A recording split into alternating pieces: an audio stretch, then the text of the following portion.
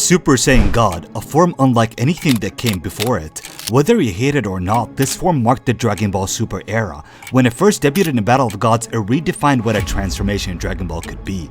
A form summoned through unity, awakened through ritual. For the first time, Goku wasn't ascending through sheer willpower or breaking his limits through fury. He was chosen, gifted the strength of 6 Saiyans to reach a state that felt more like mythology than power scaling. From that moment on, it stood out, not just in power, but in mystery. What began as some sort of convenient forgotten legend among Saiyans became something more, something passed on, and eventually something mastered. And just like in my previous videos where I explored how every Saiyan achieved their transformations, today we're diving into the story of how every Saiyan unlocked the power of Super Saiyan God, and the path they took to reach it. Also, similarly to my previous video on Super Saiyan 4, we'll mention the characters who achieved Super Saiyan God in other medias, such as video games and Dragon Ball Heroes. So without further ado, let's get right to it.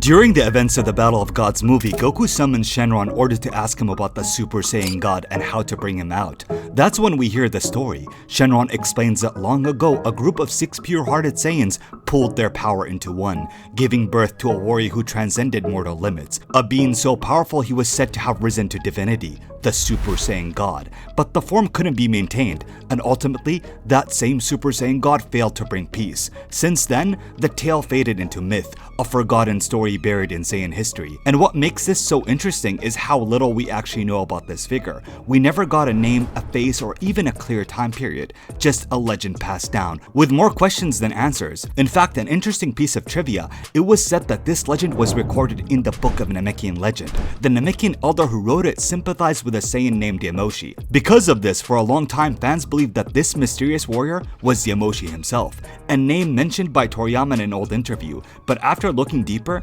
that's actually a bit of a misconception. What Toriyama clarified was that Yamoshi was the first Super Saiyan, not the first Super Saiyan God. He was a noble Saiyan who fought against evil, and during that battle, he sought out the Super Saiyan God, but never actually became one himself. Well, at least it wasn't stated. So while Yamoshi is connected to the legend, he isn't the god we heard about from Shenron. The true identity of that original Super Saiyan God is still unknown, though some people like to believe it was one of Vegeta's ancestors, and that's only due to how the mysterious original Super Saiyan God was shown to have a similar silhouette to Vegeta. But you tell me what you guys think.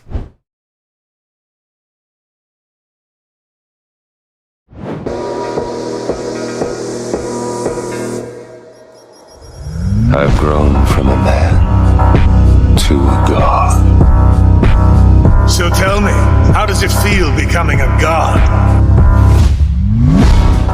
After years of no Dragon Ball, the creator of the show, Akira Toriyama, returned to the series with a brand new story. This wasn't just a side tale or a nostalgic throwback. It wasn't to revisit the past either, but to shape the future of the franchise. The Battle of Gods movie marked the first time in over a decade that Goku would face a new threat, one that existed beyond the scope of anything we'd ever seen before, a being that could destroy planets on a whim, not out of malice, but boredom. Beerus, the god of destruction, a being so powerful that he could wipe out the entire universe if he wanted to. He didn't come to Earth to conquer or destroy out of hate. He came searching, haunted by a vision, a prophecy, a warrior who would rival divinity, Super Saiyan God. He didn't know who or where or when, only that this figure existed. Confused by the dream, Beerus turns to his angel attendant, Whis. Asking if there are any Saiyans left, Whis casually mentioned one in particular, a Saiyan who would not only survive planet Vegeta's destruction, but defeated Frieza himself. This moment instantly grabs Beerus' attention. A Saiyan who could defeat the tyrant he once employed? This was the legendary Super Saiyan. Intrigued by this revelation, Beerus and Whis seek the warrior who defeated Frieza. After arriving on Kinkai's planet, Beerus meets Goku. Kinkai naturally begs Goku to behave and not challenge him, but Goku naturally was eager to test his strength against a god. So even with everything he had, Super Saiyan 1, 2, and 3, he was hopelessly outmatched. It was clear no amount of training in this short time could bridge the gap between mortal and divine. Well, unless you're Android 17, Broly, Frieza, and Gohan getting angry that one time. So for Goku to stand a chance against the god, he couldn't rely on brute strength alone. He needed something more, something divine, a transformation unlike any before, And so, the legend of the Super Saiyan God was born. Thanks to Goku summoning Shenron, he learns that this power requires a ritual. 5 pure-hearted Saiyans had to channel their energy into a 6, awakening a divine power that had been lost to time. It was poetic in a way, if you ask me. Goku, a Saiyan raised on Earth, would become a god not through rage or vengeance like a typical Super Saiyan, but through unity and trust. With Vegeta, Gohan, Trunks, Goten, and the unborn Pan lending their power, a blue divine aura starts to emerge. This blue light is transferred into Goku's body. Then his body starts to lift from the ground, suspended in the air by this divine energy. When suddenly, the aura bursts outwards. The light starts to engulf the area.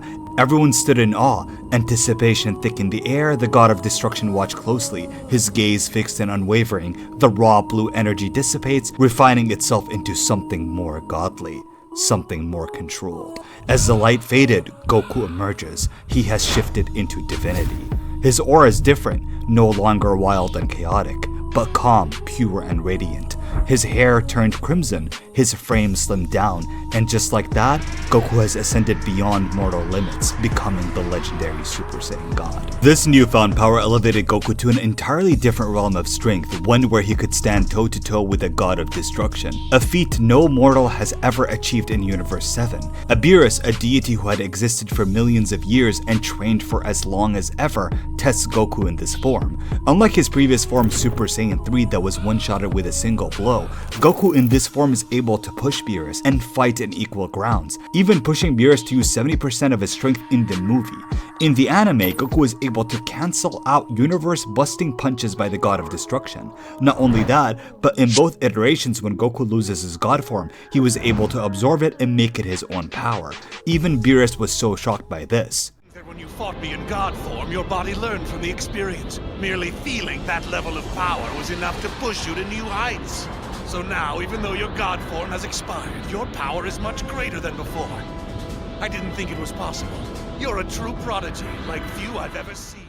Despite Goku losing in this form, Super Saiyan God was supposed to be the next evolution in Saiyan strength. Of course, you all know how Dragon Ball Super treated and handled all the new forms it introduced. You say I'm arrogant, I say damn right. I am the Prince of all Saiyans once again! I've been a Super Saiyan for years. I too have the power of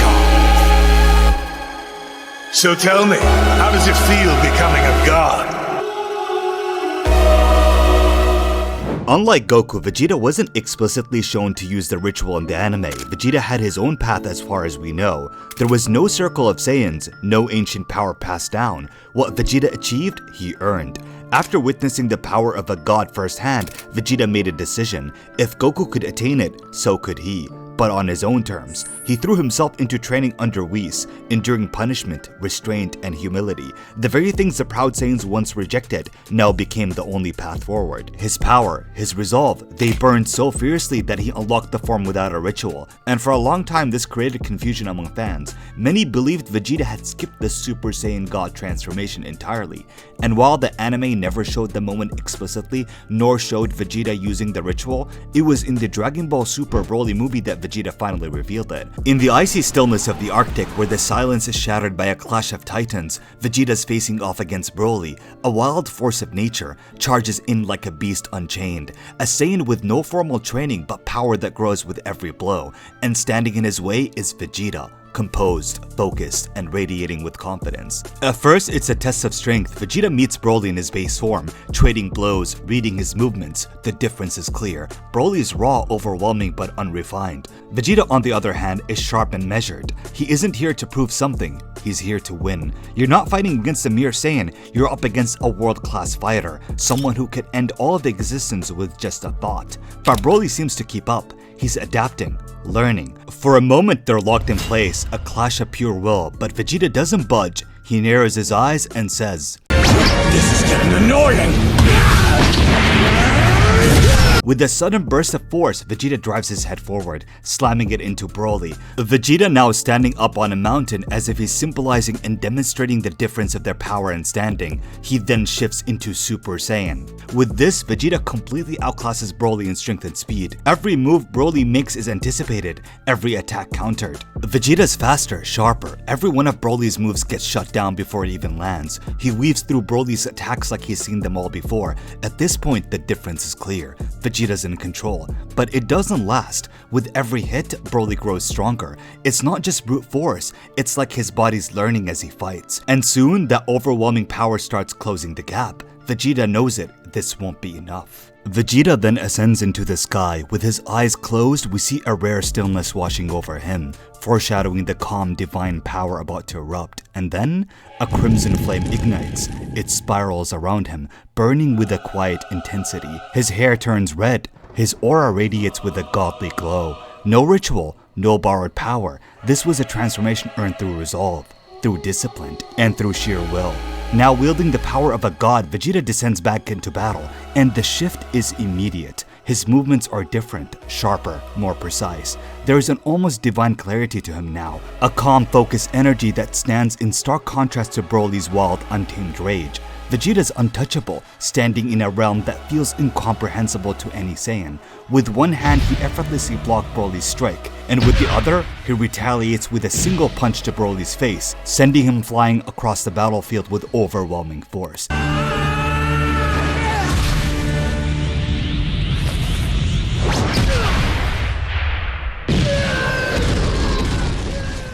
This isn't just strength, it is dominance. While yes, this is indeed the first time we have seen Vegeta utilize the red form on screen, it is not when it comes to the manga, as Vegeta displayed this power long before. Vegeta was shown to use this form in the Goku Black arc.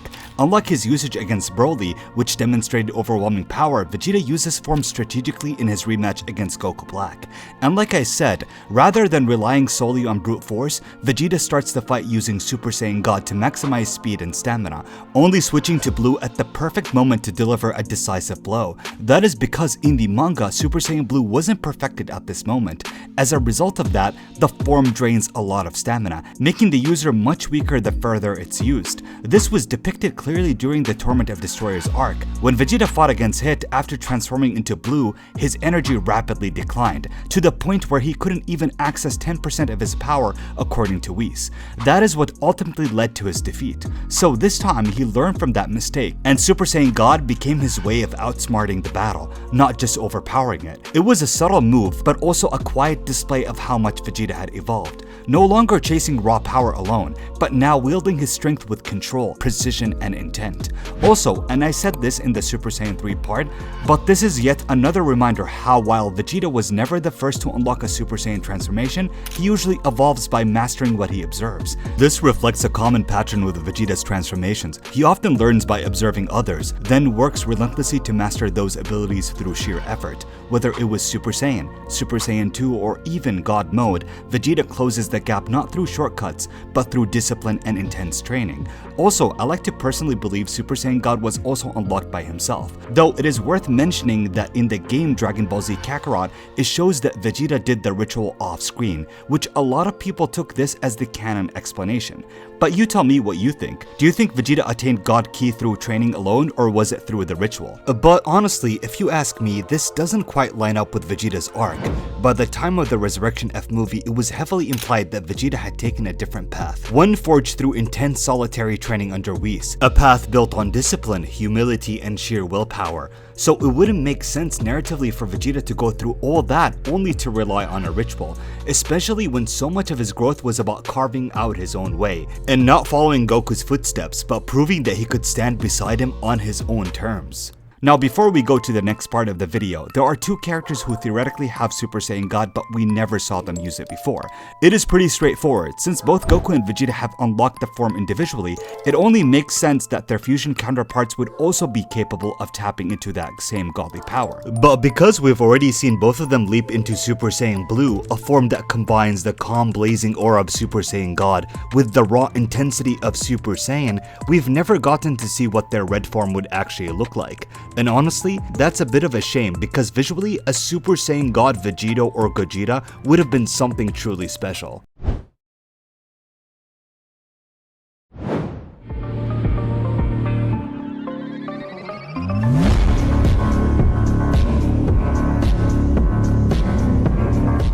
Similarly to my previous videos, I'm going to mention the characters who achieved Super Saiyan God outside the main anime timeline. This will obviously be characters in the official video games and Super Dragon Ball Heroes.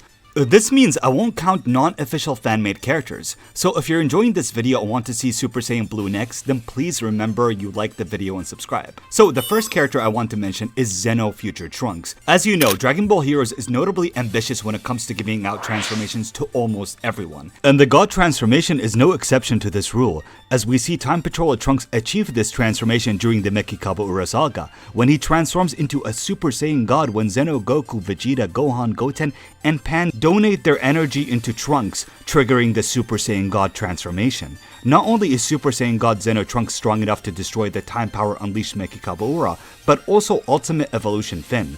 I'll admit that Super Saiyan God Trunks looks pretty decent and gives him the God of War vibe, which I personally like. Beat and Note are prominent characters from the Dragon Ball Hero games. Both are playable avatar characters that's supposed to represent the player interact with the Dragon Ball characters. Naturally, they both possess every notable SSJ transformation. This includes the Super Saiyan God forms. This naturally extends to the other games like the playable Future Warrior in the Xenoverse games, who can access the same transformation. Speaking of exclusive characters, we have to mention Charlotte, an original character from the Dragon Ball Legend games. He's an ancient Saiyan who, in my opinion, is a better version of what Kaba was supposed to be. He is very powerful and can access the Super Saiyan God transformation.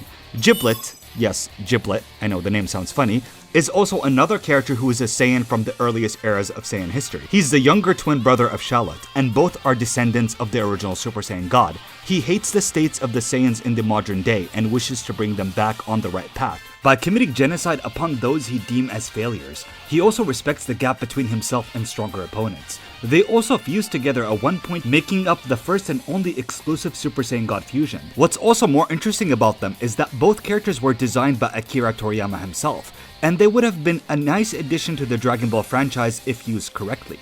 If you guys want more character lore and breakdown for these two, let me know. Now, there is one more character that I just want to highlight. He isn't a Super Saiyan God per se. However, it is interesting to point out that Gogeta Super Saiyan 4 has coincidentally met the requirements to becoming a Super Saiyan God.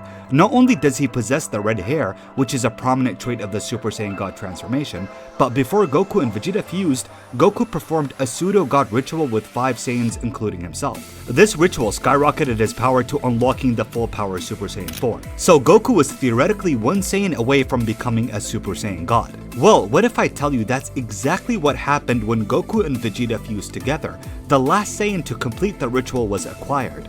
This is actually a crazy coincidence. But of course, this is easily debunked for the very fact that the other characters could sense Gogeta's Super Saiyan 4 ki, where it would be normally impossible to sense God ki without prior divine knowledge. However, it is worth noting for people that like this theory that in Dragon Ball Heroes, there is a stronger variation of Super Saiyan 4, which is the Limit Breaker form, a transformation enhanced by God powers. Even Gogeta's Limit Breaker form has the same aura as Ultra Instinct Omen. I know some people might not like Super Saiyan God, and I can understand why.